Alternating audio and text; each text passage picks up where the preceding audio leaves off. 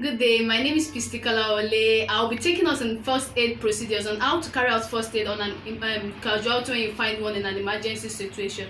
So the first aid techniques I'll be using is DRABC. The D standing for danger, R for response, A for airways, B for breathing, C for compression, that chest compression, that is CPR, the cardiopulmonary resuscitation. So the first D, the one which is D, is the danger. The first thing I'm going to do is to assess my environment to be sure my environment is safe for me to be able to save my victim, so I don't end up being a victim or a casualty as well. So after assessing that, if I'm not sure, or if I can find out that my environment is not safe for me, the next thing I'm to do is just to pick up my phone and call the emergency number for help to the victim.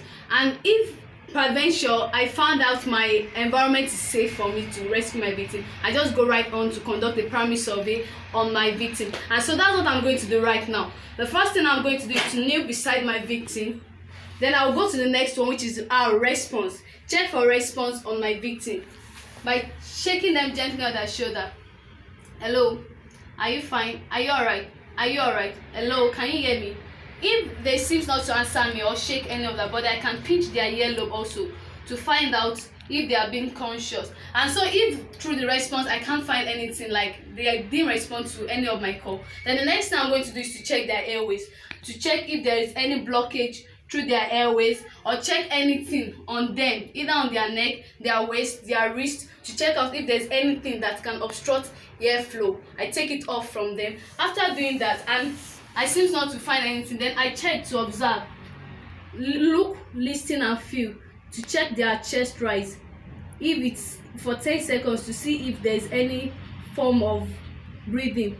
If I can't find any signal at all from that also, then the next thing I'm going to do is just to quickly conduct a kind of check on their pulse. At times the pulse here might fail, so I can check the pulse from here or take the pulse from here. The reason for taking the pulse is to check the blood circulation, if there is an obstruction in blood circulation. So I'm assuming now that this casualty is unconscious now. So the next thing to do after taking all of that, the next thing for me to do is just to conduct CPR on this casualty, that's cardiopulmonary resuscitation, as quick as possible so as to restore the life. So to conduct that CPR, I'm going to be conducting chest compressions, 30 chest compression. The chest compression is a form of manually pumping the heart to allow the blood flow through the body and get back to the brain, so that there won't be any damage on the brain within the next 4 to 6 minutes. I'm going to get my hands interlocked like this, then locate the hollow part of the chest, the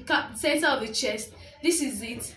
Then I place my fingers like this, interlock, place it like, then using the heel of my palm to compress 30 times and apply pressure with my shoulder eye like this for 30 times. After doing this for 30 times in 30 seconds, immediately I go right here, pitch the nose a little, open up the mouth and seal my mouth closer to the mouth of my victim and apply 2 mouth breath. After applying the 2 mouth to mouth breath, I look, listen and observe to see if the chest rises. And if I do that for 10 seconds and nothing, I seem not to notice anything, the next thing for me to do is quickly go back to the chest compression and apply it again.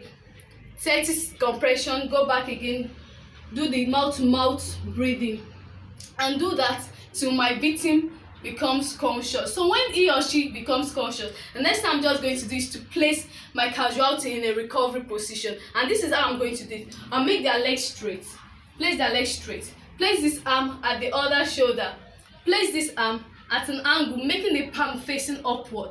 Then I'll lift this leg up a little like this, then push her to one side and tilt her head a little for easy airflow, so that the airways can be open for air to get into it. And that was how I placed my victim in the recovery position. Thank you for watching.